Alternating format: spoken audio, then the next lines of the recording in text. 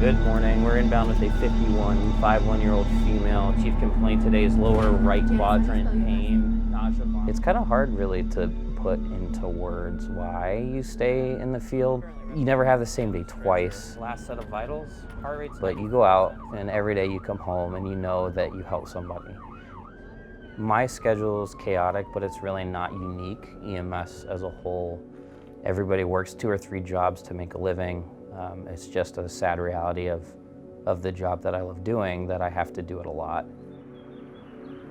There's a undercurrent of, you knew that you were going to see people on the worst days of their lives. You knew that you were going to see dismembered bodies. You knew you were going to see burned kids. You knew you were going to see that stuff. So suck it up, you're fine. Which, I laugh a little, like that's totally ludicrous. Like, I didn't know. That's not what I signed up for. I signed up to help people.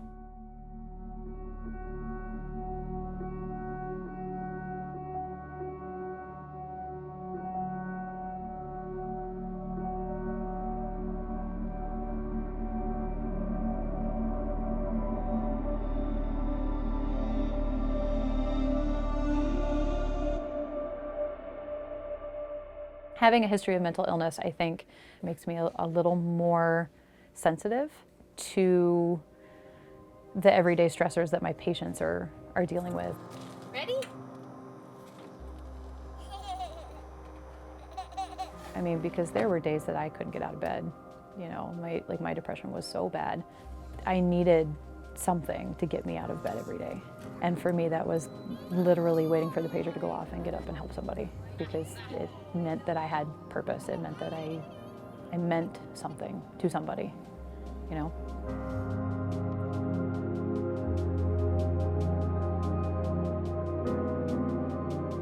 I have 6 years experience as a paid paramedic and then 5 years experience volunteer as a basic. But around here, a basic starts at like $11 an hour. We work 12-hour shifts primarily. Most of us work 12s or 24s, depending on the agency. And then a lot of times we go from one agency immediately to another. So for my husband, there are days that he doesn't come home at all. Like, he'll leave in the morning on a Monday, and I won't see him until Wednesday because he goes from one job to the next, which sucks. It's hard. It's hard to maintain a relationship and a marriage that way when you don't ever see your spouse. But we make conscious efforts to plan date night so that we actually see each other. Well, but Daddy's taller. Here. When I'm at home though, it's pretty easy for me to disconnect. I'm at home hanging out with my wife and playing with my kid or doing my homework or gaming or whatever I choose to do that day until the pager goes off, and then kind of turn the switch back into being a first responder and running out the door. I have a young family and I'm not with them very often, and that's like the biggest internal stressor. I mean, at any moment I can run a call and go take care of somebody who is dead or dying, and that's a stressor for anybody that does this job. Is people die, and sometimes there's not anything that we can do about it. Your row numbers for your paper is 254. Short of an ER, the paramedic is the ER in the back of your ambulance. There's a lot of pressure for them to make it work. And sometimes no matter what you do, it's not going to work. Stress and EMS, they kind of go hand in hand. It's the sitting around, if you're a paid person, you're kind of just sitting around waiting for the tones to go off. You never really know what you're going to walk into. I feel like it's that unknowing that can really take its toll after a while. And you sit through a lot of hours and a lot of training and a lot of hands-on training and run a lot of scenarios, and it really gets ingrained into your head. So you can just kind of be in go mode, if you will. But every now and then something will trip you up, and you know, then you kind of rethink that scenario over and over. Would that have made a difference? And other than talking to another EMT, they often won't talk to anyone. And that can be hard for them. What? What do you want? You want the ambulance? Of course you do. Wee. We have 2 very different sides of our lives. Behind the public persona, there's a private one that deals with the sadness and the loss. I'll be honest, I have PTSD and I struggle with the consequences of the job that you do, but I am very open about mental health. It's not something that I hide or try to shy behind. I don't think it makes me a weaker person because I have issues. I seek out counseling when I am starting to have issues to try to get in front of it and be proactive instead of, letting it catch up to me. There are 100 reasons somebody might do this job, but nobody has ever come into this job going, boy, I hope I get PTSD and suffer. Nobody ever signed up for that. It is a side effect of the job that we do, and until people stand up and publicly fight against it, it won't get any better. I got it. How bad's your pain right now, Janice? Scale of 1 to 10. 10 being the worst pain you've ever felt before. Just nauseous? Okay, I'm gonna give you some medicine for that to help you, okay? There's a huge stigma around mental health issues. There's a huge stigma around admitting that what we do affects us as a person. If this job doesn't affect you as a person, if seeing tragedy on a regular basis doesn't change how you think about things, there's some introspection that needs to happen because we see horrible things and we should be affected by what we see.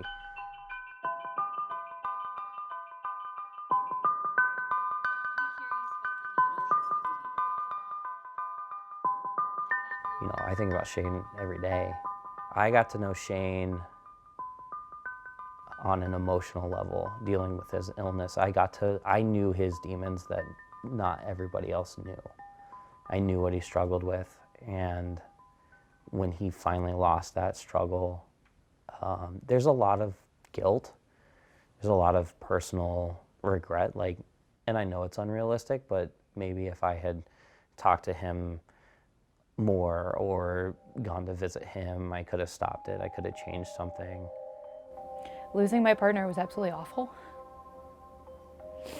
He was so young. He was so young, and he had so much potential, and he wanted to help people. He wanted desperately to be good at the job, which he was. He was really good at the job. So where we used to live, I had to drive past the road that his house was on. I had to drive past it to and from work every day. And I would have panic attacks and have these moments of just I felt like I couldn't breathe. My employer, I feel like they did everything that they knew to do, but when you lose your partner to suicide, there's just, how do you foresee that and support somebody through that, I don't know. Sometimes just talking to someone about how you're feeling, they might be feeling that way too, and that can be helpful. Go exercise. Do not drink alcohol. Do not use any other substances. That does not help the situation. You might think it does, but your mind's messing with you. I would say try some acupuncture or go have a massage. See if you can resolve it that way. Make sure you're getting enough sleep, drinking enough water. You really have to keep yourself regulated when you've kind of been knocked off your level area. So I always, tell people, just remember, you are the most important person to your family, and you need to take care of yourself. Anyone should, but certainly first responders, they have a hard job. Not everybody wants to see them. Not everybody loves them. And they walk into some pretty awful situations sometimes. And if you aren't taking care of yourself, you won't be able to continue to do the work that you absolutely love.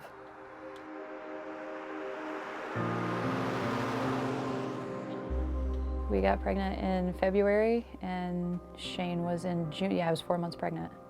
There was a lot of, you need to not stress because of the baby. And I'm like, okay, but I have to deal with my emotions, and I have to deal with what's going on right now. Can I have your food? I can't just brush it to the side, because that's just gonna fester and make things worse for the baby. Yeah, good. It's the thing that I've learned having a kid. I can't take care of him if I can't take care of me, so I have to be able to take care of me.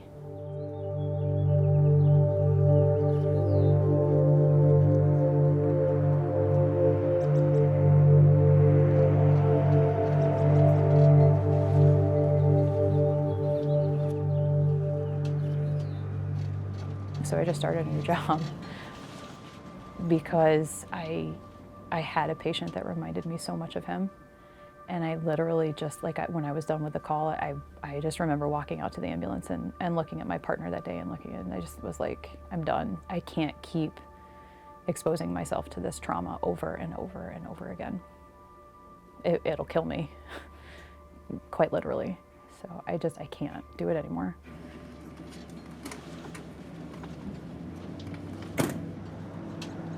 So I started a different job in medicine for ORDA, Olympic Regional Development Authority. I work out at the bobsled track. I don't really have to deal with a whole lot of mental illness in my new job, which is kind of nice. And not that I didn't love doing 911, but it's way less stressful. Way less stressful. Like 99.99% of the time, people aren't going to die on shift. My kid is amazing. My husband is amazing. Right, monkey? Being able to come home Yeah. to my husband and my son, that's the best part of my day. And I didn't have the opportunity really to do that when I was working 90-hour work weeks. So I get to come home and hang out with my kid and my best friend.